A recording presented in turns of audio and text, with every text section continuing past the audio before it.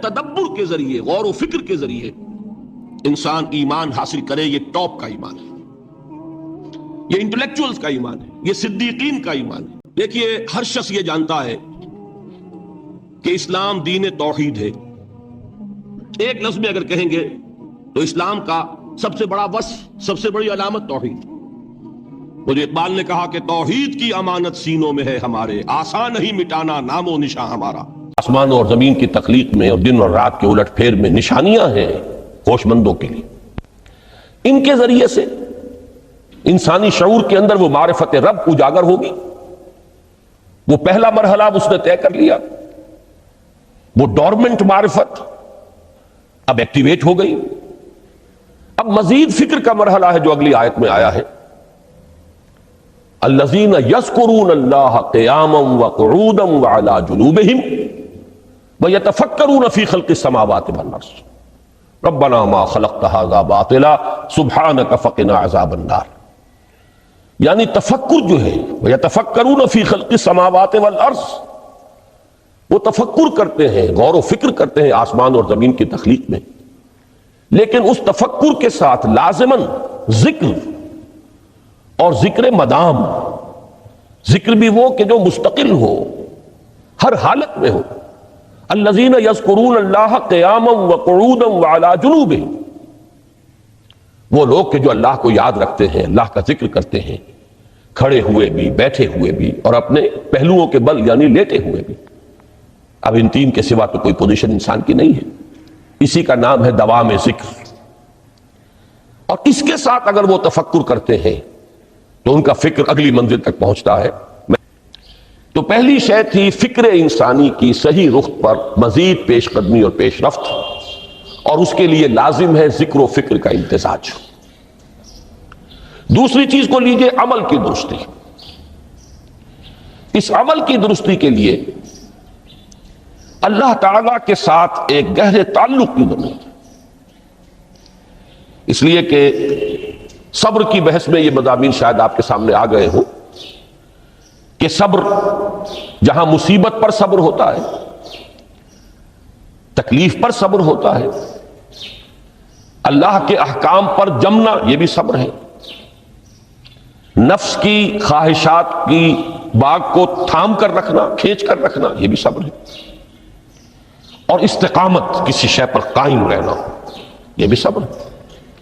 تو عمل صحیح پر استقامت کے لیے وَاصْبِرْ وَمَا صَبْرُكَ إِلَّا بِاللَّهِ، اس صبر کی سب سے اہم جو بنیاد ہے، اس کا جو سب سے بڑا ذریعہ ہے، اس کا جو سب سے بڑا سہارا ہے، وَمَا صَبْرُكَ إِلَّا بِاللَّهِ، اس کے لیے ضرورت ہے ایک گہرے تعلق کی کہ اللہ کے ساتھ ایک ایسا تعلق برقرار رہے جو نہ صرف گہرا ہو بلکہ دائم و قائم، مسلسل۔ ذرا ذہول ہوگا، تعلق مع اللہ میں ذرا کمی آئے گی، شیطان کا وار کاری ہو جائے۔ اسی کو حضور نے حدیث میں یوں تعبیر کیا ہے تمثیلاً کہ جو دل اللہ کی یاد سے غافل ہے، اس پر فارسی کا وہ مقولہ بھی ہے کہ خانہ خالی را دیو میں گیرت، گھر خالی رہے تو جنات اس پر دیو جو ہے آ کر قبضہ جما لیتے ہیں۔ تو خانہ قلب جو ہے اگر یاد خداوندی سے خالی ہو گیا تو شیطان ابلیس لعین اپنی تھوتنی ٹکا دیتا ہے۔ یہ لفظ آتا ہے سور کے منہ کے لیے تھوتنی، جس طرح اس کا نکلا ہوا سا منہ ہوتا ہے آگے، تو یہ لفظ استعمال کیا گیا کہ وہ اپنی تھوتنی انسان کے دل پر جما کر اور پھوکے مارنی شروع کر دیتا ہے۔ تو شیطان کو موقع ہی تب ملتا ہے جب انسان کے تعلق مع اللہ کے اندر کمی ہو، وہ خانہ بالکل خالی ہو گیا ہو یا اتنا ضعیف ہو گیا ہو کہ کل عدم ہو جائے، گویا کہ نہیں۔ تیسری چیز کی طرف آئیے، روحانی ترقی۔ روحانی ترقی کے لیے میں ایک اصطلاح کے سامنے لا رہا ہوں، اس سے مراد کیا ہے؟ روحانی ترقی کے لیے ہماری دینی اصطلاح ہے تقرب الی اللہ، اللہ سے قریب تر ہوتے چلے جانا۔ اس پر میرا ایک کتابچہ بھی ہے، تقرب الی اللہ کے دو مدارج، دو درجے۔ جو در حقیقت ایک حدیث نبوی علیہ الصلوۃ والسلام ہی پر مبنی ہے کہ حضور نے ایک درجہ قرار دیا ہے تقرب بالفرائض، فرائض کے ذریعے سے انسان اللہ کا قرب حاصل کرے، ایک ہے تقرب بالنوافل، نوافل کے ذریعے سے اللہ کا قرب حاصل کرے۔ ان میں کیا نسبت و تناسب ہے، اہمیت کے اعتبار سے کون بڑھ کر ہے، بلندی کے اعتبار سے کون بڑھ کر ہے، یہ تمام مسائل میں نے اپنی اس تقریر میں بیان کیے تھے جو اس کتابچے میں شائع ہوئی ہے۔ اس وقت میں اس کی تفصیل میں نہیں جا رہا، صرف یہ تذکرہ اس لیے کر رہا ہوں کہ جن کو بھی خواہش ہو جائے وہ اس کا مطالعہ کرے۔ ہماری اس وقت کی گفتگو سے وہ کتابچہ اس جگہ پر منسلک ہوگا۔ تو تقرب الی اللہ، یہ تقرب کوئی فزیکل فینومینن نہیں ہے، جسمانی یا مادی مسئلہ نہیں ہے۔ اللہ سے قرب یہ نہیں ہے کہ کوئی کروڑوں میل کا فاصلہ ہے، اب ہمیں کوئی رسی پر چڑھنا ہے اوپر بڑی محنت اور مشقت سے، فصل تو ہے ہی نہیں، فاصلہ ہے ہی نہیں، بعد ہے ہی نہیں۔ نحن اقرب الیہ من حبل الورید، ہم تو انسان سے اس کی شہرگ سے بھی زیادہ قریب ہیں۔ ہوا معکم اینما کنتم، وہ تو تمہارے ساتھ ہی ہوتا ہے جہاں کہیں بھی تم ہو، بس صرف یہ کہ تمہاری توجہ نہیں ہوتی، تم اور چیزوں میں مشغول و مصروف رہتے ہو، تم ہماری طرف دھیان ہی نہیں دیتے، تم ہماری طرف متوجہ ہی نہیں ہوتے۔ ہم تو مائل بے کرم ہے، کوئی سائل ہی نہیں، راہ دکھلائیں کسے رہنما منزل ہی نہیں۔ انسان جب متوجہ ہو جاتا ہے اور بڑھتا ہے، آگے پیش قدمی کرتا ہے روحانی اعتبار سے، تو یہ ہے در حقیقت تقرب الی اللہ، اور اسی کو ہم کہیں گے روحانی ترقی۔ اب ان تین چیزوں کو اگر آپ نے ذہن میں جما لیا، پھر میری بات کی ترتیب اس کو ذہن میں قائم کیجئے۔ ہم چلے کہاں سے کہ دین کے ساتھ اصل مناسبت فلسفے کی نہیں، حکمت کی۔ نمبر 2، حکمت قرآنی کا پہلا اور اہم ترین اور بنیادی مسئلہ معرفت رب کا حصول ہے۔ اس کا نتیجہ شکر خدا بندی ہے، اس کا ذریعہ آیات آفاقی، آیات انفسی، اور سب سے بڑھ کر آیات قرآنیہ ہیں جو الذکر ہے، جو تذکرہ ہے، جو ذکرہ ہے۔ لیکن اس پہلے مرحلے کو اگر کوئی انسان بفضل ہی تعالی، اللہ کے فضل و کرم سے طے کر لے، اب اس کے سامنے تین مسئلے، فکر کی مزید پیش رفت، مزید پیش قدمی صحیح رخ پر، اس کے لیے ذکر اور فکر دونوں کا امتزاج لازمی ہے۔ فقر قرآن اختلاط ذکر و فکر، الذین یذکرون اللہ قیاما وقعودا وعلی جنوبہم ویتفکرون فی خلق السماوات والارض۔ دوسری شے عمل کا درست رہنا، نہ افراط و تفریط ہو، عدم توازن ہو، نہ انسان نفس سے مغلوب ہو جائے، نہ انسان جذبات کی رو میں اندھا ہو جائے، نہ انسان ماحول سے مروب ہو کر متاثر ہو جائے، صحیح رخ پر اس کا عمل۔ نمبر 3، روحانی ترقی، جو اصل حاصل ہے، جو اصل مقصود ہے۔ نمبر 2 چیز کے لیے تعلق مع اللہ ضروری، نمبر 3 کے لیے تقرب الی اللہ ضروری۔ اب غور کیجئے، ان تینوں چیزوں کا بڑا گہرا تعلق ہے نماز کے ساتھ۔ ان تینوں کے لیے ستون کی حیثیت نماز کو ہے، لہذا ایمان کے بعد یا معرفت رب کے بعد حکمت دین کا اہم ترین مسئلہ نماز، صلاۃ۔ اس لیے کہ ایک طرف یہ انسان کو اللہ کے ساتھ ایک گہرے تعلق کا ذریعہ فراہم کرتی ہے، اپنے تمام مصروفیات میں سے، ان مشغولیتوں میں جن میں گم ہونے کا خدشہ ہوتا ہے، نکلو۔ 24 گھنٹے کے معمولات میں سے کم 5 مرتبہ تو لازماً نکلو، اور اپنے آپ کو ذرا، اپنے حواس کو بھی، اپنی باطنی کیفیات کو بھی ذرا تازہ کرو۔ اگر کوئی گندگی، نجاست، کسی طرح کی ناپاکی کا کوئی معاملہ ہے، طہارت حاصل کرو۔ طہارت سے تمہارے اندر روح کو بھی بالیدگی ہوگی، تمہارے حواس بھی تازہ ہوں گے، تم گویا کہ بحیثیت کل تمہاری ہستی چاقو چوبند ہو جائے گی۔ وہ کسل، وہ سستیاں، وہ جو ایک کثافتیں ہوتی ہیں، ان سب سے نجات حاصل کرو، اور اب اپنے رب کے حضور میں کھڑے ہو جاؤ، اس کے ساتھ اپنا عہد بھی تازہ کرو، اس کی اہم صفات کو بھی اپنے ذہن میں پھر مستحضر کرو۔ یہی وجہ ہے، دیکھیے میں نے جو آیات آپ کو شروع میں سنائی تھی، سورہ لقمان کی 2 آیتیں، پہلی آیت میں اس کا ترجمہ کر چکا، دوسری آیت وَلَقَدْ وَإِذْ قَالَ لُقْمَانُ لِابْنِهِ وَهُوَ يَعِظُهُ يَا بُنَيَّ لَا تُشْرِكْ بِاللَّهِ إِنَّ الشِّرْكَ لَظُلْمٌ عَظِيمٌ۔ اس کے بعد درمیان میں کچھ مضمون آ کر پھر وہ آیہ مبارکہ آئی، یا بنی اقم الصلاۃ وامر بالمعروف وانہ عن المنکر واصبر علی ما اصابک۔ گویا کہ اہم ترین چیز، بنیادی ترین چیز، اللہ کو محض پہچان لینا کافی نہیں ہے، یاد رکھنا ضروری ہے۔ اللہ یاد رہے گا تو فکر صحیح آگے بڑھے گا، اللہ یاد رہے گا اور اس کے ساتھ ایک گہرا تعلق جو ہے برقرار رہے گا تو عمل درست رہے گا۔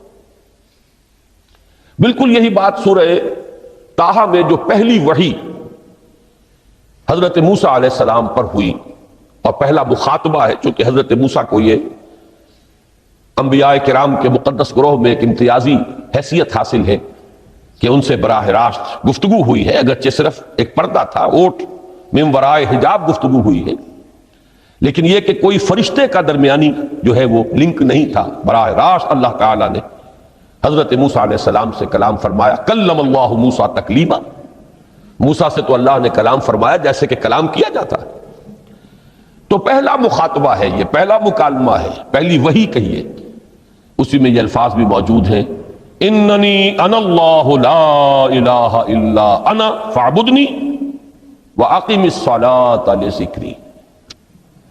یہ گویا کہ حکمت قرآنی کا ایک بہت بڑا خزانہ ہے یہ آیت مبارکہ، کہ خود حضرت موسیٰ علیہ السلام کو جو ہدایت دی جا رہی ہے، میں ہوں، میں اللہ، اننی انا اللہ لا الہ الا انا، میرے سوا کوئی معبود نہیں، فاعبدنی، بس میری بندگی، میری عبادت، میری پرستش، میری محبت، اس کو اختیار کرو۔ وَأَقِمِ الصَّلَاةَ لِذِكْرِي، اور نماز کو قائم رکھو میری یاد کے لیے۔ بلکہ اسی سلسلہ کلام میں آگے چل کر سورہ طٰہٰ میں آتا ہے، کافی گفت و شنید کے بعد جب حضرت موسیٰ نے کچھ معذرت بھی کی، کچھ دعائیں بھی کی، اللہ نے ایک دعا قبول بھی کی کہ ان کے بھائی کو بھی شریک کر دیا، حضرت ہارون کو بھی۔ اس کے بعد پھر جب فرمایا کہ اب جاؤ فرعون کی طرف، تو اس میں فرمایا وَلَا تَنِيَا فِي ذِكْرِي، اور دیکھنا یہ جو عظیم مشن تمہارے کندھے پر آ گیا ہے، بڑا بھاری اور کٹھن ایک فرض ہے جو تم پر عائد ہو گیا ہے، اس کے لیے سب سے بڑی تمہارے پاس جو قوت کا ذریعہ ہے وہ نماز ہے۔ اقیم فلا تنیا عن ذکری، میری یاد میں کبھی غفلت نہ کرنا، اس میں کبھی کوئی کمی نہ آنے دینا۔ جیسا کہ میں نے عرض کیا تھا کہ جیسے ہی وہ تعلق جو ہے کمزور پڑتا ہے یا منقطع ہو جائے معاذ اللہ، تو پھر انسان گویا کہ شیطان کے لیے ایک لقمہ تر بن جاتا ہے۔ اب آپ غور کیجئے، تیسری شے تقرب الی اللہ، اس کے حوالے سے بھی جو فرائض اور نوافل کی بات ہے اس کو اس وقت ذہن سے نکال کر یہ سمجھیے کہ اس میں نماز کا کیا مقام ہے، اس لیے کہ نماز فرض بھی ہے، نماز نفل بھی ہے، وہ تو ان دونوں میں شریک ہو جائے گی۔ اب اس کو لفظ صلاۃ کے حوالے سے آپ ان دونوں چیزوں کو سمجھیے۔ صاد لام واو یا یہ چونکہ حروف علت ایک دوسرے سے بدلتے رہتے ہیں، یہ جو مادہ ہے اس کی جو خالص لغوی اصل ہے، جو خالص عربی زبان میں اس کا بنیادی مفہوم ہے، وہ آگ جلانا یا آگ تاپنا یا آگ سینکنا، حرارت حاصل کرنا۔ لہذا بار بار آتا ہے جہنم کے ذکر میں، اسلوہا، اب جلو اس میں، تاپو اس کو، یہ سینکے گی تمہیں۔ بلکہ تفتلون کا لفظ آیا ہے حضرت موسیٰ کے کلام میں، جب وہ گئے تھے کوہ طور پر، جب پہنچ گئے تو تھے آگ تک کی تلاش میں، لعلکم تستلون، تو اپنے اہل خانہ سے یہی کہا تھا کہ مجھے کہیں وہ روشنی نظر آ رہی ہے، غالباً کوئی وہاں سے آگ مل سکے گی، ورنہ یہ کہ کوئی رہنمائی کو رستہ مجھے مل سکے گا، میں وہ آگ لے آؤں گا، کوئی چنگاری وہاں سے لے آؤں، لعلکم تستلون۔ تاکہ تم، اب یہ اصطلاح در حقیقت باب افتعال ہے، اور یہ تے یہاں پر توئے کی شکل اختیار کر گئی، تا نے توبل کی صورت اختیار کی صاد کی وجہ سے۔ بہرحال اس کا سب سے بنیادی مفہوم جو ہے وہ ہے تاپنا، سکائی حاصل کرنا، حرارت۔ اس کے حوالے سے سمجھ لیجئے کہ سب سے بنیادی تعلق اس کا جو ہے وہ روح کے ساتھ ہے۔ روح میں محبت خداوندی کی آگ اگر ٹھنڈی پڑ گئی ہو، اگر محبت خداوندی کی حرارت میں کمی ہو رہی ہو، تو اس کو اثر نو، جس کو کہ میں آج سوچ رہا تھا تو ایک لفظ ذہن میں آیا کہ جیسے بیٹری اس کو ریچارج کیا جاتا ہے، اسی طریقے سے روح کے اندر محبت خداوندی کی اس حرارت کو اثر نو تازہ کرنا، یہ ہے در حقیقت نماز کا اصل مقصد۔ اس لیے کہ اس لفظ کا بنیادی مفہوم، اصل لغوی مفہوم تو یہ، اگرچہ اس کا سب سے زیادہ کثرت سے جو استعمال ہوتا ہے، اور لفظ صلاۃ جس سے در حقیقت جس تصور پر مبنی ہے وہ ہے اقدام، کسی کی طرف متوجہ ہونا اور پھر دعا۔ صلاۃ کا سب سے قریبی مفہوم لفظی جب بیان کیا جائے گا، اس سے مراد، اس کے معنی، تو دعا اس میں اہم ترین ہے۔ کسی کی طرف توجہ کرنا، مناجات کرنا، گفتگو کرنا، مخاطبہ، مکالمہ، دعا، یہ در حقیقت صلاۃ کا سب سے بڑا اصطلاحی مفہوم ہے۔ لیکن جو اس کا مادہ ہے، صاد لام واو یا صاد لام یا، اس کا اصل مفہوم جو ہے وہ تاپنا، حرارت حاصل کرنا۔ تو ان دونوں کے حوالے سے عرض کر رہا ہوں، وہ تاپنا اور حرارت حاصل کرنا وہ ہے روح کے اعتبار سے۔ وہ جو کہا اقبال نے کہ بجھی عشق کی آگ اندھیر ہے، مسلمان نہیں راہ کا ڈھیر۔ یہ عشق کی آگ جب بجھ جاتی ہے، در حقیقت یہی تو انسان کی روحانی موت ہے۔ جب یہ نہ رہے تو چاہے منطق میں بہت انسان ماہر ہو، مجھے اقبال کا ایک شعر یاد آیا تقابل کرتے ہوئے، ایک انسان محکوم اور ایک انسان حر، آزاد انسان، ان کی نفسیات میں جو بنیادی فرق علامہ اقبال نے مختلف مواقع پر بیان کیے ہیں۔ محکوم ہے بیگانہ اخلاص و مروت، ہر چند کے منطق کی دلیلوں میں ہے چالاک۔ تو منطق کی دلیلوں میں انسان چالاک ہو جائے اور وہ لغت ہائے حجازی کا وہ ایک خزانہ بن جائے، اسے تمام الفاظ کے معنی یاد ہو، وہ بڑے مسائل فقہ کے اسے ازبر ہو، جزیات، بے انتہا جزیات جو ہے وہ مستحضر ہو، فلسفے کے بڑے بڑے مسئلے اس نے حل کر لیے ہوں، لیکن اگر روح میں وہ اللہ کی محبت کی آگ نہیں ہے، وہ تپش نہیں، بجھی عشق کی آگ اندھیر ہے، مسلمان نہیں راہ کا ڈھیر۔ اسی کے حوالے سے آج مجھے یاد آیا تھا کہ وہ جو بڑی سادہ سی ایک نظم ہے، اللہ تعالیٰ سے دعا، یا رب دل مسلم کو وہ زندہ تمنا دے، اس میں بھی جو الفاظ آئے ہیں جو روح کو گرما دے اور قلب کو تڑپا دے، یہ ہے اصل جو مقصود ہے نماز کا۔ اور یہی وہ چیز ہے جیسا کہ میں نے عرض کیا تھا کہ نگاہوں سے اوجھل، یہ پہلو سامنے ہے ہی نہیں، دوسرا پہلو سامنے ہے اور وہ بھی میرے نزدیک بہت اہم ہے، بہت بنیادی ہے، اس میں کوئی شک نہیں، لیکن یہ ہے بلند ترین منزل کہ تقرب الی اللہ، اس کے لیے در حقیقت یہ کس لیے درکار ہے؟ روح کے اندر عشق کی حرارت اور گرمی تازہ ہوتا ہے۔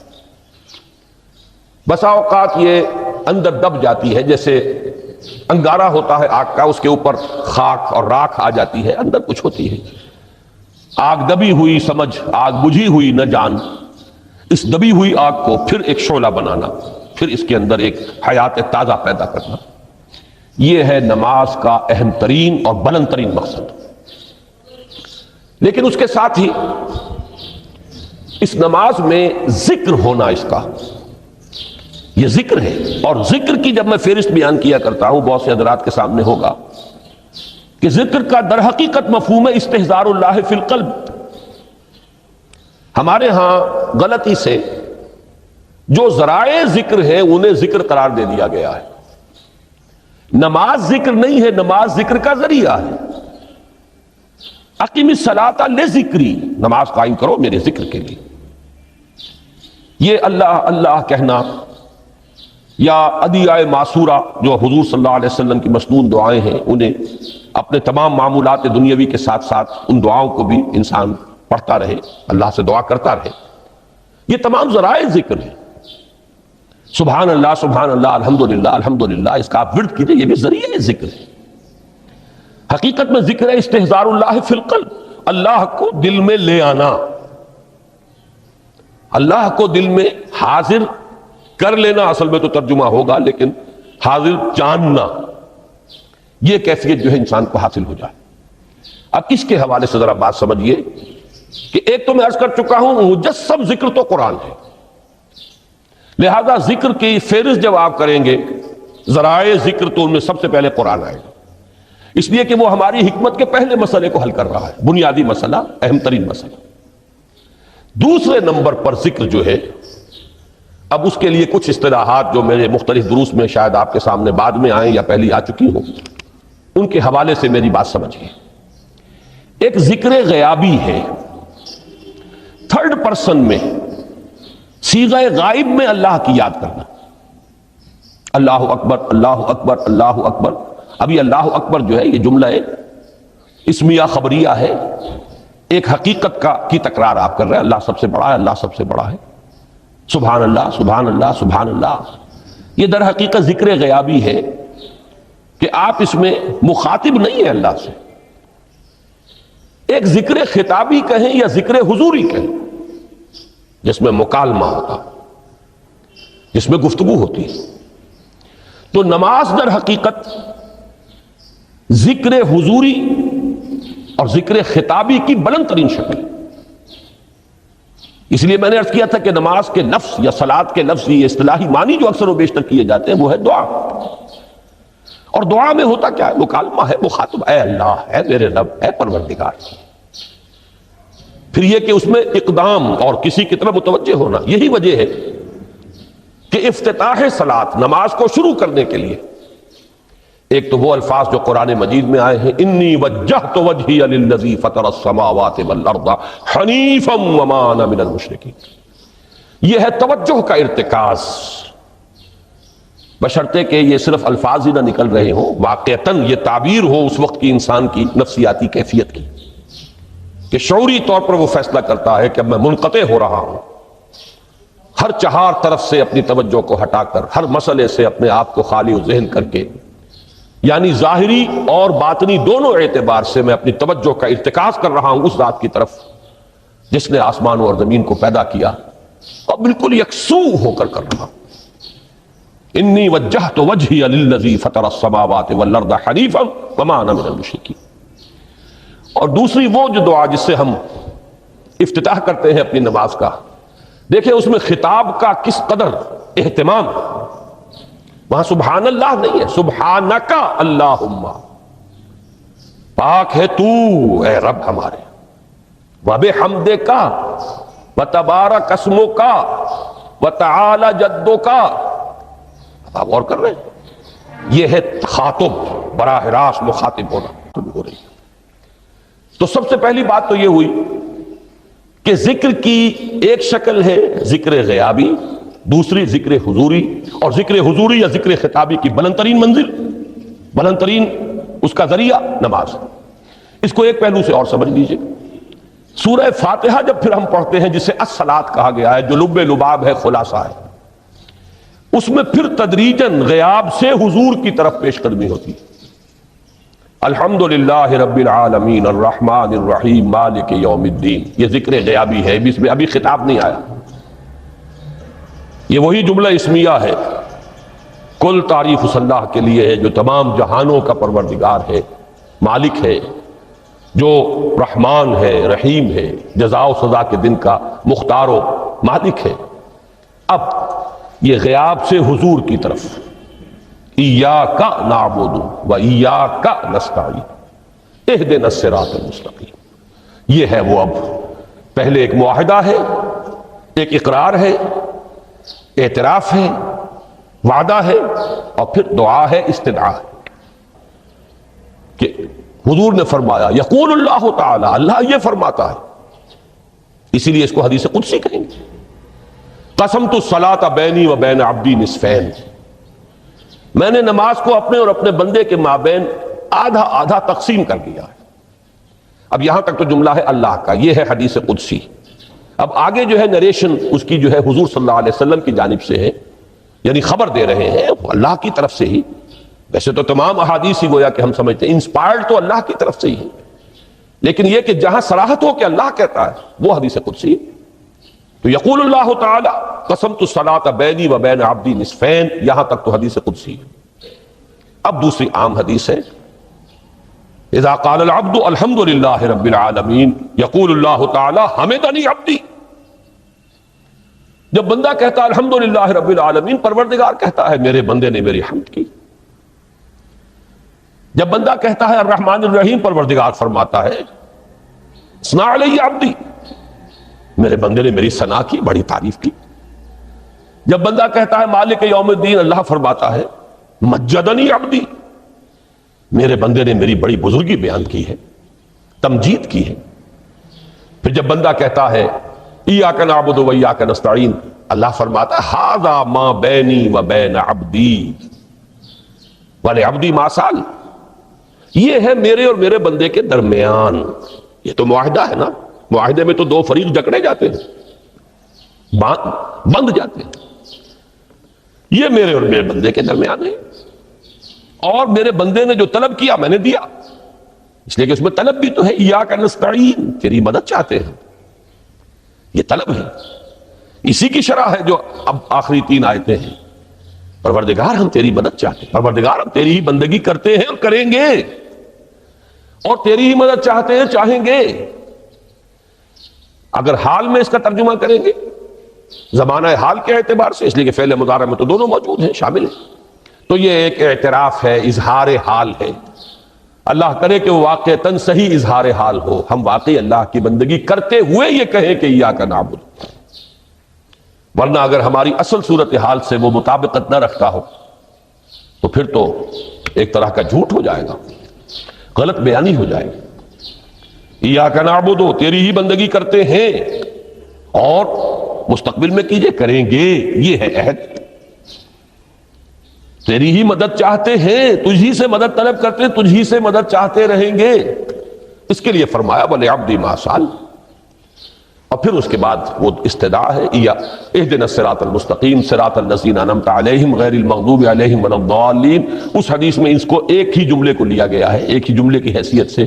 جب بندہ یہ کہتا ہے تو اللہ فرماتا ہے ھذا لعبدی ولعبدی ما سأل، یہ خالص میرے بندے کے لیے ہے. اس بندے نے ایک درخواست پیش کی ہے اور میں نے گرانٹ کی، وہ اپلیکیشن، وہ ریکویسٹ گرانٹڈ ہم نے دے دی. ولعبدی ما سأل، یہ ہے اس کی تاثیر کا عالم. بشرطے کے معاملہ وہ شعور کے ساتھ، بشرطے کے مطابقت ہو ظاہر اور باطن کی، بشرطے کے مطابقت ہو قول اور فعل کی. تو اس کا اتنا اونچا مقام ہے کہ ایک ایک جملہ ادھر ادا ہوا، ادھر اللہ کی طرف سے ریسپانس مل رہی ہے. افلاک سے آتا ہے نالوں کا جواب آخر، اٹھتے ہیں حجاب آخر، کرتے ہیں خطاب آخر. ایمان ہے عوام کے لیے، اس کے 2 راستے ہیں. نمبر 1، صاحب یقین کی صحبت. جس کے اندر یہ ایمان پیدا ہو چکا ہو، آپ اس کے قریب رہیے. اگر بھٹی کے سامنے بیٹھیں گے حرارت پہنچے گی، اگر آپ برف کی سل کے قریب ہوں گے ٹھنڈ پہنچے گی. صاحب ایمان کی صحبت اختیار کریں گے، ایمان سرات کرے گا. یہ ہے عوام کے لیے صحبت. کونوا مع الصادقین، ان کی صحبت اختیار. تیسرا ذریعہ ہے جو ہمارے لیے خاص طور پر جو مسلمان پیدا ہوئے. اب ایک بچہ ہے 7 سال کا، آپ نے نماز پڑھنے کی عادت ڈال دی، پڑھ رہا ہے، اگرچہ غیر شعوری عمر سے شروع کر دیا اس نے. روزہ رکھتا ہے، 9 برس کا ہو گیا، روزہ رکھنا شروع کیا. یہ اعمال جو ہیں ان سے بھی ایک یقین پیدا ہوتا ہے. جیسے یقین سے عمل پیدا ہوتا ہے، ایسے ہی عمل سے بھی یقین پیدا ہوتا ہے. جب مداومت کرتے رہیں گے اس پر تو اس سے بھی ایک یقین کی کیفیت انسان میں پیدا ہو جاتی ہے. سورہ حجرات میں جو بحث آئی ہے اس کے آخر میں یہی ہے کہ اے نبی، یہ بدو جو دعوے دار ہیں ایمان کے، یہ آپ پر احسان در رہے ہیں. یمنون علیک ان اسلموا قل لا تمنوا علی اسلامکم بل اللہ یمن علیکم ان ہداکم للایمان ان کنتم صادقین. یہ آپ پر احسان دھر رہے ہیں کہ ایمان لے آیا. نبی ان سے کہیے مجھ پر اپنے ایمان کا کوئی احسان نہ دھرو، اپنے اسلام کا، بلکہ اللہ تم پر احسان دھرتا ہے کہ اس نے تمہیں ایمان کے راستے پر ڈال دیا ہے. جب اسلام پر آ گئے ہو تو عمل کرتے رہو گے. ان تطیعوا اللہ ورسولہ، اگر عمل کرتے رہو گے تو اس عمل کے ذریعے سے بھی تمہارے اندر ایمان پیدا ہو جائے گا. تو یہ تین راستے ذہن میں رکھیے. جو عوام ہے غور و فکر، سوچ بچار، اس کی صلاحیت نہیں یا مواقع نہیں، ان کے لیے یہ دو راستے ہیں، یقین بذریعہ عمل اور یقین بذریعہ صحبت. یہاں سے اٹھا رہے ہیں لوگوں کو، بار بار یہیں آ جاتے ہیں، لیکن ان کو دقت ہوتی ہے. یہاں پہ کوئی صاحب پہلے سے روک دیا کرے نا جو بعد میں گڑبڑ ہوتی ہے. تو ایک ایمان ہے انٹلیکچوئلز کا، صدیقین کا، جن کو قرآن کہتا ہے اولو الالباب الذین یعقلون ان فی خلق السماوات والارض واختلاف اللیل والنہار لآیات لأولی الالباب. ہوش مندوں کے لیے، عقل مندوں کے لیے، غور و فکر کرنے والوں کے لیے، اصحاب دانش و بینش کے لیے ہماری کائنات میں ہماری نشانیاں ہیں. غور کرو اور ہمیں پہچانو، خود اپنے اندر جھانکو اور ہمیں پہچانو. اور ہماری آیات جو ہیں ہمارے کلام کی، اس کی آیات جو ہیں ان میں وہ ایمان رچا بسا ہوا ہے. ان پر غور کرو، غوطہ زنی کرو. قرآن میں ہو غوطہ زن ہے مرد مسلمان. یہ ہے ٹاپ کا ایمان، یہ ہے اصل وہ ایمان کہ جو مطلوب ہے. اب باقی حضرات جو ہیں ان کے قریب رہیں گے، ایمان حاصل کر لیں گے، اور جو اعمال اللہ نے بتائے ہیں ان پر عمل کرتے رہیں گے، ایمان حاصل. اب دوسری بات کی طرف آئیے. نفاق سے کیسے بچا جائے اس کے لیے بھی تین عمل ہیں. پہلی چیز، اور دو چیزیں تو وہ ہیں کہ جو سورہ منافقون ہی کے دوسرے رکوع میں بیان ہوئی. پریونشن کیسے ہوگی، بچو گے کیسے؟ دوام ذکر. اللہ کو یاد رکھو. یا ایھا الذین آمنوا لا تلہکم اموالکم ولا اولادکم عن ذکر اللہ ومن یفعل ذلک فاولئک هم الخاسرون. دل کو غفلت میں مت آنے دو. دل غافل ہوگا شیطان کا ڈیرا بن جائے گا. وہ دوام ذکر میں، البتہ یہ ذہن میں رکھیے کہ دوام ذکر کا ذریعہ کیا ہے، اس میں مغالتے ہیں لوگوں کو. جو سب سے بڑا ذکر ہے اس کو بھولے ہوئے ہیں، اور جو تیسرے چوتھے نمبر کا ذکر ہے اس کو سمجھ بیٹھے ہیں کہ بس یہی ذکر ہے. سب سے بڑا ذکر، مجسم ذکر قرآن ہے. الذکر انا نحن نزلنا الذکر وانا له لحافظون. وہ الذکر کون سا ہے؟ قرآن. اسی کو فرمایا، میں نے وہ آیت سنائی تھی کہ لوگ تنزیہ کہتے تھے یا ایھا الذی نزل علیہ الذکر انک لمجنون. حضور سے مخاطب ہو کر کہتے ہیں فلاں جس کے اوپر کے اس کے خیال کے مطابق ذکر نازل ہوا ہے، ہم تو تمہیں پاگل سمجھتے ہیں. وہاں بھی لفظ کیا ہے؟ الذکر. تو معلوم کیا ہوا؟ انا انزلنا الیک الذکر لتبین للناس ما نزل الیہم. یہ الذکر ہے. تو اس سے بڑا ذکر کوئی نہیں. تلاوت قرآن، تدبر قرآن، غور و فکر قرآن کا، قرآن کو یاد کرنا. اس پر میرا کتاب چاہے مسلمانوں پر قرآن مجید کے حقوق، اب تو یہاں شاید کوئی کتاب موجود نہیں رہی ہے، اور اگر آپ کو ضرورت ہوتی ہے پاکستان سے منگا لیتے ہیں، ہر شے پڑھیے، انشاءاللہ آ جائے گی چیزیں. نمبر دو، ذکر کیا ہے؟ اقیم الصلاۃ لذکری. نماز کو قائم کرو میری یاد کے لیے. یہ ذریعہ ذکر میں، وہ تو ہے ہی مجسم ذکر، اور یہ ذریعہ ذکر میں سب سے اہم ہے. یہ عملی ذکر بھی ہو رہا ہے اور قولی بھی ہو رہا ہے. سورہ فاتحہ پڑھی آپ نے، قرآن شریف کی کچھ آیات پڑھی، پھر رکوع کیا. یہ رکوع جو ہے یہ آپ کا عملی ذکر ہے کہ آپ نے اپنے وجود سے اللہ کی عظمت کو تسلیم کیا. پھر آپ سجدے میں گرے، یہ آپ کا عملی ذکر ہے کہ اپنے وجود سے آپ نے اللہ کی عظمت کو اور تسلیم کیا. تیسری چیز ہے مسنون دعائیں اور مسنون اذکار جو حضور سے ثابت ہو. ہمارے ہاں کیا ہو گیا، مجھے فلاں بزرگ نے یہ چیز بتائی ہے، وہ تو پڑھتے چلے جا رہے ہیں. نہ قرآن سے دلچسپی، نہ اذکار مسنونہ سے دلچسپی. ادعیہ معصورہ. آپ غور کریں گے کہ زندگی کے ہر عمل کے لیے حضور کی دعا موجود ہے. صبح اٹھے دعا ہے، آنکھ کھلتے ہی بیت الخلاء میں داخل ہونے لگے دعا ہے، نکلے دعا ہے، وضو کرنے بیٹھے دعا ہے، فارغ ہوئے دعا ہے، مسجد کے لیے گھر سے نکلے دعا ہے، مسجد میں داخل ہوئے دعا ہے. مسجد میں تو ہے ہی ذکر، نماز ہے، تلاوت ہے. باہر نکلے دعا ہے، گھر میں داخل ہونے لگے پھر دعا ہے. سواری پر سوار ہو رہے ہیں دعا ہے، اتر رہے ہیں دعا ہے، شیشہ دیکھ رہے ہیں دعا ہے، کپڑے پہن رہے ہیں دعا. زندگی کا کوئی عمل نہیں یہاں تک کہ جو تعلق زن و شو ہے، جس کو کہ خالص حیوانی بات سمجھا جائے گا، اس کے لیے بھی دعا ہے. غفلت میں وہ کام بھی نہیں کرتا. سمجھ رہے ہیں آپ؟ اب آپ غور کیجئے، اس میں کوئی اضافی وقت نہیں لگا، کوئی اضافی پوسچر اختیار نہیں کیا آپ نے، یوں بیٹھو، اس طرح بیٹھو، یوں کرو، کوئی آپ کا وقت اضافی نہیں لگا، جو کام کر رہے ہیں اور آپ اللہ کو یاد کر رہے ہیں، اور وہ اللہ کی یاد اس کام کی مناسبت سے ہے۔ ان عطیہ معصورہ سے دو تعلق جڑ گئے انسان کے۔ دعا کس سے کر رہے ہیں؟ اللہ سے، جڑا کہ نہیں؟ اور یہ الفاظ کس کے ہیں؟ محمد رسول اللہ کے۔ تو آپ کے دو تعلق جڑ گئے۔ آپ اپنی جی سے گھڑ کر دعا مانگیں گے تو پہلا تعلق تو ہو جائے گا، دوسرا نہیں ہوگا۔ بہتر سے بہتر دعا مانگ لیں آپ، لیکن حضور سے جو معصور اور مسنون الفاظ جب آپ زبان سے نکالتے ہیں تو آپ کا تعلق اللہ سے بھی ہوا بذریعہ دعا، اور وہ الفاظ چونکہ حضور کے ہیں صلی اللہ علیہ وسلم تو حضور کے ساتھ ہوا۔ یہ تیسرا درجہ ہے۔ چوتھے درجے میں مانتا ہوں کہ ایک ہوتی ہے خاص کسی شخص کے امراض کی تشخیص کرنے کے بعد تجویز۔ کوئی اگر طبیب ہے، ماہر طبیب روحانی، وہ آپ کو دیکھے گا تو اندازہ لگائے گا کہ آپ میں کیا کمی ہے، اس کے مطابق آپ کو ذکر بتائے گا۔ بھئی فلاں آیت کا مراقبہ کیا کرو۔ کسی میں بزدلی ہوتی ہے، کسی میں مال کی محبت زیادہ ہوتی ہے، کسی میں توکل کی کمی ہے، کسی میں شہرت کی خواہش ہے، نمایاں ہونے کا جذبہ ہے، کسی میں تکبر ہے۔ سب کا ایک سا برس تو نہیں ہوتا نا۔ تو یہ در حقیقت اندھے کی لاٹھی سے نہیں چلنے والی بات، یہ تو ماہر کی کام ہے کہ وہ تجویز کرے کہ تمہارے لیے خاص طور پر ذکر یہ ہے۔ در حقیقت ہمارے جو یہ سلسلے تھے سلوک کے، یہ بڑے ماہر ہوتے تھے، یہ لوگ بڑے ماہر اطباء تھے۔ یہ جو علم نفسیات ہے اس کے ہمارے صوفیاء سے بڑھ کر کبھی کوئی عالم گزرا ہی نہیں دنیا میں۔ فرائیڈ کیا ہے اور ایڈلر کیا ہے اور یونگ کیا ہے، بچے ہیں۔ ہمارے صوفیاء کرام نے جس طرح انسان کی نفسیات کو سمجھا اور وہ ان کی مناسبت سے تجویز کرتے تھے، لیکن اس کو رکھا جائے گا چوتھے نمبر پر۔ جیسے مولانا احمد علی صاحب فرمایا کرتے تھے، بھائی اس آیت کا مراقبہ کیا کرو۔ مراقبہ کیا مانی؟ اب ان الفاظ کو بھی ہم نے خام خواہ کچھ خاص ایک شکل دے دی۔ مراقبہ کیا؟ توجہ کرنا، دھیان کرنا، خاص اس آیت کے اوپر، اس کے معانی پر اپنے ذہن کو جمانا۔ وہ کیوں ہے؟ تاکہ آپ کے اندر جو کمی ہے اس کی تلافی اس سے ہو۔ لیکن یہ کہاں آئے گا؟ چوتھے نمبر پر۔ سمجھ گئے؟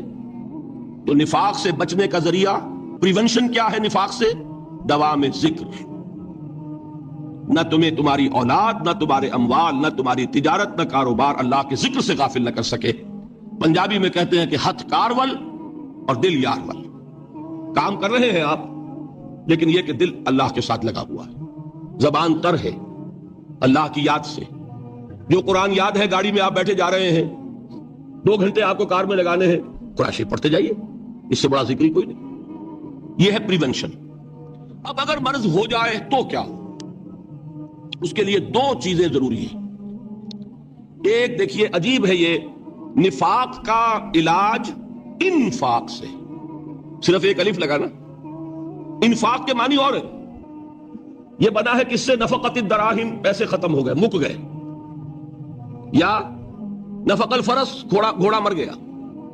تو مال کو کھپانا، لگانا اللہ کی راہ میں، اگر دل میں نفاق کی کوئی آلائش آئی ہے تو اس کا ازالہ ہوگا انفاق فی سبیل اللہ سے۔ مال اللہ کی راہ میں دیجئے، صدقہ کیجئے، خیرات کیجئے، دیجئے، اللہ کے دین میں لگائیے۔ جتنا لگائیں گے نفاق دھل جائے، اس لیے کہ اصل سبب نفاق کا ہے ہی حب دنیا، دنیا کی محبت۔ لہذا اس کا ازالہ ہوگا جو سب سے محبوب شے ہے، مال۔ انہ لحب الخیر لشدید، مال محبوب ترین ہے کہ نہیں؟ لہذا اس کو اللہ کی راہ میں لگائیں گے تو وہ نفاق دھل جائے گا۔ اور ایک اور چیز ہے جو بہت اہم ہے، بہت ہی شعوری طور پر اس کا اہتمام کیجئے۔ جس وقت دین کے کسی فرض کی انسان کو سمجھ آ جائے، اس کا شعور پیدا ہو جائے، پھر ڈیلے نہ ہو۔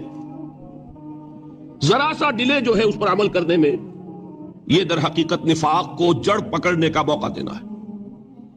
Immediate action. ایک بات سمجھ میں آ گئی، فوراً عمل کرو۔ اس میں شیطان کیا کرتا ہے؟ ذرا ٹھہر جاؤ، ابھی دیکھو یہ فرض ہے، یہ ذمہ داریاں ہیں، یہ کرنا ہے، وہ پھر لگا دینا اپنے آپ کو۔ بہت سے لوگ کہتے ہیں بس یہ ریٹائرمنٹ کے بعد تو سارا میں دین کے لیے وقف کر دوں گا۔ اول تو خدا کے بندے تمہارے اندر رہ کیا جائے گا ریٹائرمنٹ کے بعد؟ سارا تو کھپ چکو گے، رہ کیا جائے گا؟ دوسرے یہ کہ یہ بھی جان لیجئے کہ کار دنیا کسے تمام نہ کر، ریٹائرمنٹ کے بعد کون فارغ ہو جاتا ہے؟ بیٹوں بیٹیوں سے فارغ ہوئے تو پوتے پوتیاں موجود ہیں، نواسے نواسیاں موجود ہیں، کبھی بھی وہ بوجھ ختم نہیں ہوتا زندگی کا۔ وہ تو یہ کہ آج بات سمجھ میں آئی ہے تو آج عمل ہونا چاہیے۔ قرآن مجید میں سورہ انعام میں بڑی شدید وعید آئی ہے، الفاظ ہیں یہ، وَنُقَلِّبُ أَفْئِدَتَهُمْ وَأَبْصَارَهُمْ كَمَا لَمْ يُؤْمِنُوا بِهِ أَوَّلَ مَرَّةٍ۔ انسان پر ایک حقیقت کا انکشاف ہوا کہ یہ بات حق ہے، فوراً تسلیم کرے، کسی مصلحت کی وجہ سے، کسی بزدلی کی وجہ سے، کسی لالچ کی وجہ سے، کسی اپنی سیادت یا قیادت کی وجہ سے کیسے مان لوں؟ لوگ کہیں گے کہ یہ نیچے ہو گیا، وہ اونچا ہو گیا جس کی بات مانی، کسی وجہ سے رک گئے تو اللہ تعالیٰ اندر سے وہ جو استعداد ہے حق کو پہچاننے کی وہ سلب کر لیتا ہے۔ وَنُقَلِّبُ أَفْئِدَتَهُمْ وَأَبْصَارَهُمْ، ہم الٹ دیں گے ان کے دلوں کو بھی اور ان کی آنکھوں کو بھی۔ کیوں؟ كَمَا لَمْ يُؤْمِنُوا بِهِ أَوَّلَ مَرَّةٍ، اس لیے کہ وہ پہلی مرتبہ جب انکشاف حق ہوا ہے وہ ایمان نہیں لائے۔ اس کا میں ایک واقعہ آپ کو سنانا چاہتا ہوں کہ کس طرح صحابہ کرام پر بھی وقتی طور پر یہ واقعہ اگر صحابہ کرام کا نہ ہوتا تو یہ حقائق سمجھ میں نہ آتے۔ غزوہ تبوک کے موقع پر یہ میں جملہ انکمپلیٹ رہ گیا، ضعف ایمان کا حملہ ہو جاتا تھا، نفاق کا نہیں معاذ اللہ، لیکن ضعف ایمانی کی اگلی منزل شروع ہو جاتی ہے نا نفاق۔ جہاں جھوٹ بولنا شروع کیا نفاق، جھوٹی قسمیں کھانی شروع کی سیکنڈ سٹیج، اور جہاں مومنین صادقین سے بغض اور عداوت پیدا ہو گیا وہ تھرڈ سٹیج۔ تو وہ ضعف ایمان کا کیسے ہوتا ہے یہ حضرت کعب ابن مالک نے بڑی تفصیل سے بیان کیا ہے۔ غزوہ تبوک کے موقع پر جہاں منافقین نے آ کر جھوٹے بہانے بنائے، جھوٹی قسمیں کھائیں اور حضور سے ایگزمپشن لے لی، چھٹی لے لی، رخصت لے لی، وہاں 3 ایسے صحابہ بھی تھے جو مومن صادق تھے، لیکن وقتی طور پر شیطان نے انہیں ورغلایا۔ کیسے ورغلایا وہ سمجھ لیجیے۔ کعب ابن مالک نے تفصیل سے بیان کیا ہے، اور میرے نزدیک یہ جہاں تک میرا مطالعہ ہے طویل ترین حدیث ہے، بخاری اور مسلم میں بھی موجود ہے۔ حضور جب واپس آئے ہیں اور اب آپ نے ایک ایک کو بلایا، جن لوگوں نے تو پہلے جھوٹی قسمیں کھا لی تھی ان کو تو بلانے کی ضرورت نہیں تھی، لیکن کچھ لوگ ایسے بھی تھے کہ جنہوں نے ایگزمپشن بھی نہیں لی تھی اور گئے بھی نہیں تھے۔ اب ان کو آپ نے ایک ایک کر کے پیشی ہوئی، آپ کیوں نہیں گئے تھے؟ تو اب جو منافقین تھے ان میں سے انہوں نے اس موقع پہ جھوٹی قسمیں کھا لی۔ خدا کی قسم حضور ہم تو بالکل تیار تھے، پوری میں نے تیاری بھی کر لی تھی، پورا ارادہ تھا، یہ وقتی طور پر یہ مصیبت مجھ پر آ پڑی۔ جس نے قسم کھائی انہوں نے کہا اچھا ٹھیک ہے جائیے۔ کعب ابن مالک کی باری آئی تو ان کے الفاظ اپنے یہ کہ جب میں پیش ہوا تو حضور کے چہرے مبارک پر ایک غصے والی مسکراہٹ تھی، زہر خند کہتے ہیں، ایک مسکراہٹ ہے لیکن غصے کے ساتھ، غضبناک۔ آپ فرمائیے آپ کیوں نہیں گئے؟ حضرت کعب یہ فرماتے ہیں کہ میں نے عرض کیا کہ حضور زبان میرے پاس بھی ہے، جھوٹ میں بھی بول سکتا ہوں، لیکن جھوٹ بول کر میں اس وقت آپ کی ناراضگی سے تو بچ جاؤں گا لیکن اللہ کے پکڑ سے نہیں بچ سکوں گا۔ میں اعتراف کرتا ہوں کہ جتنا صحت مند میں اس زمانے میں تھا کبھی نہیں تھا، جتنا فارغ البال اس وقت تھا کہ میرے پاس ساز و سامان موجود تھا راستے کے لیے، اتنا میں کبھی نہیں تھا۔ لیکن ہوا کیا؟ ہوا یہ کہ مجھے میرے نفس نے، شیطان نے پٹی پڑھائی۔ وہ پٹی کیا پڑھائی کہ حضور تو 30,000 کے لشکر کے ساتھ چلیں گے تو لشکر تو سلولی موو کرے گا نا، تمہارے پاس بڑی تکڑی، بڑی توانا صحت مند اونٹنی ہے، تم ذرا 2 دن بعد چلنا تیزی کے ساتھ اور حضور سے مل جانا، بس یہ تاخیر کاربا۔ تو انہیں خیال آیا کہ ابھی 2 دن گھر کی ٹھنڈی چھاؤں ہے، میں یہاں پہ جو آرام ہے وہ کر لوں۔ مجھے جگر کا شعر یاد آیا ہے کہ تپتی راہیں مجھ کو پکاریں، دامن پکڑے چھاؤں گھنیری۔ ایک طرف فرض کی پکار ہے، اس میں تو ظاہر بات ہے کہ وہ تپتی راہیں ہیں، لا تنفروا فی الحر سنا چکا ہوا آیت۔ یہاں گھر میں، نخلستان میں، کھجوروں کی چھاؤں میں، اہل و عیال میں یہ ٹھنڈی چھاؤں جو ہے یہ پکڑ رہی ہے، بھائی 2 دن ٹھہر کے چلے جانا، ٹھیک ہے، کوئی نیت میں خرابی نہیں نا۔ اس کے بعد پھر جب ابھی 2 دن اور ٹھہر جاؤ، یہ تو بڑا لمبا سفر ہے، ذرا تیز اور دوڑ لینا۔ تو فرماتے ہیں کہ حضور میں اسی طریقے سے تاخیر و تعویق میں پڑا رہا، یہاں تک کہ ایک روز اچانک مجھ پر یہ چیز منکشف ہوئی کہ تو میں چاہے کتنا بھی تیز چل لوں میں آپ سے نہیں مل سکتا، میرے اعصاب ڈھیلے ہو گئے، اس طرح میں محروم نہیں ملا۔ حضور نے بائیکاٹ کا حکم دیا صحابہ کو، 3 صحابہ تھے ایسے، 2 اور تھے جنہوں نے اسی طریقے سے اعتراف کیا۔ حضور نے حکم دے دیا کوئی ان سے گفتگو نہ کرے، سوشل بائیکاٹ۔ بڑی سخت سزا تھی جو دی گئی ہے، اس کی بڑی تفاصیل ہے، اللہ تعالیٰ شوق دے تو وہ حدیث پوری پڑھیے، میں نے تو 2 جمعوں میں ایک مرتبہ صرف اس ایک حدیث کو بیان کیا تھا، شاید کہیں کیسٹس ہوں میرے ہاں، ہمارے نمبر کوئی مجھے یاد نہیں ہے، لیکن یہ بڑی عجیب حدیث ہے۔ لیکن اس میں جو اصل سبق ہے وہ کیا ہے؟ اس طریقے سے شیطان لے تو لال، تاخیر، تعویق، ابھی کیا جلدی ہے، ذرا اس کام سے فارغ ہو لو، ذرا پھر تلافی کر لینا، ذرا زیادہ زور سے کام کر لینا، یہ وہ چیز ہے کہ جو وہ تو خیر صحابی تھے، بچ گئے، اگر وہاں جھوٹی قسم بھی کھا دیتے تو گئے تھے۔ یہ تو اتنا ہی ہے نا، مردی و نامردی قدم فاصلہ دارت، اس میں تو یہی ہے کہ ذرا ایک جھوٹی قسم کھا دیتے، جھوٹے بہانہ بنا دیتے تو اب ضعف ایمان نہ رہتا، وہ نفاق کی سنت شروع ہو جاتی۔ وہ اللہ تعالیٰ نے ان کو بچایا، لیکن یہ کہ ہم کیسے بچیں گے؟ اگر ہم نے یہ روش اختیار کی، لہذا 3 کام، دوام ذکر نمبر 1، اس کی میں شرح کر چکا ہوں، 4 اذکار یاد کر لیجئے گا ان کو، ورنہ کیا فائدہ۔ نمبر 2، انفاق فی سبیل اللہ، نفاق کا علاج انفاق سے۔ نمبر 3، یہ عادت اپنے اندر پیدا کیجئے شعوری طور پر کہ جب ایک حقیقت واضح ہو جائے فوراً اعتراف کہ ہاں بھائی بات ٹھیک ہے آپ نے، جب ایک فرض کا احساس ہو جائے فوراً اس کی ادائیگی کے لیے آغاز۔ تاخیر و تعویق ہے کہ جس سے پھر نفاق کو موقع ملتا ہے۔ اللہ تعالیٰ مجھے اور آپ کو حقیقی ایمان عطا فرمائے اور نفاق سے بچائے رکھے۔ السلام علیکم، آپ دیکھ رہے ہیں ایمان و سکون۔ مزید اس طرح کے ایمان افروز بیانات سننے کے لیے ہمارے چینل کو سبسکرائب کیجیے۔ شکریہ۔